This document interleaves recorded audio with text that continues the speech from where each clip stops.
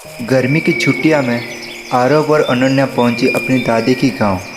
वो मिट्टी का घर, हरियाली से घिरा और मन में हजारों सवाल। रात को लंठन का रोशनी में दादी सुनाती है एक जंगल का रहस्यमय कहानी, जहाँ पेड़ भी बात करते हैं। तूफानी रात और कमरे में रखी वो पुरानी पेंटिंग अचानक नीली रोशनी से चमकने लगी।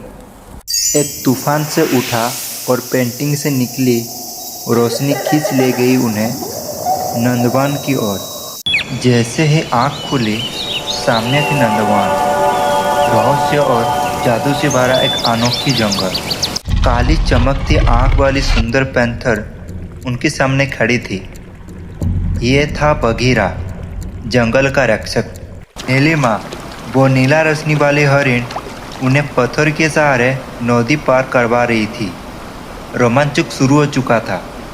जंगल की पहली रात एक जादुई आलक और उसका चार और दोस्त बनते जा रहे थे। जंगल का गहरा हिस्सा से आभारा रुद्रा, पंडित और प्राकृतिक देवता, जिनका आंख में खुद नंदवन वास था।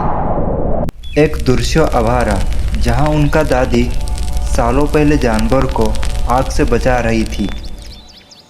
अब बच्चे समझ रहे थे जानवर की भाषा।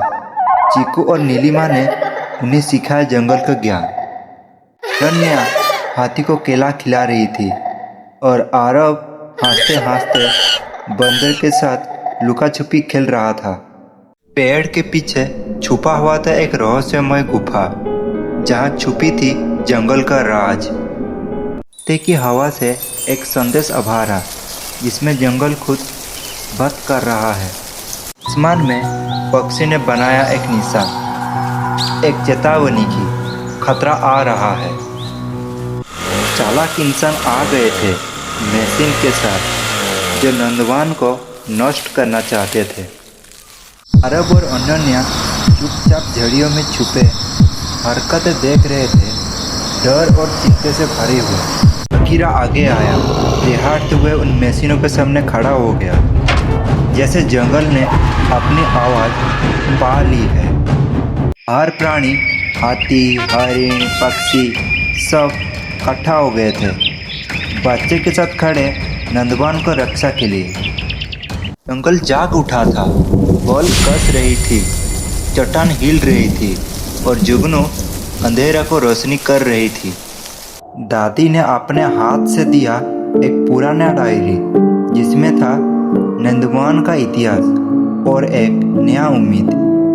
युद्ध से एक रात पहले सब शांत थे, सिर्फ जुगनुओं की रोशनी और दिल में उठी थी हलचल। युद्ध छेड़ गया, मशीन और लालच बनम प्रकृति और उसकी आत्मा। बघीरा जख्मी हुआ, अनन्या उसका छाती पर सर रखकर रो रही थी। हवा में धुआं और सन्नाटा था। रुद्रा जाग चुका था, उनका ऊर्जा से पेड़ फूटने लगा और धरती फिर से जी उठी। इंसान भाग खड़ा हुआ, नंदवन फिर से सांस ले रहा था, सूरज की पहली किरण के साथ। नंदवन अब पहले से सुंदर हो चुका था।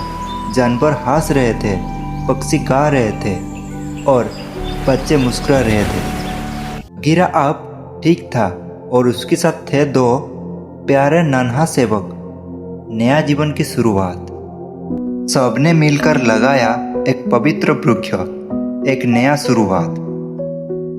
अगर आपको ऐसे स्टोरी और देखना है तो हमारा चैनल सब्सक्राइब करिए।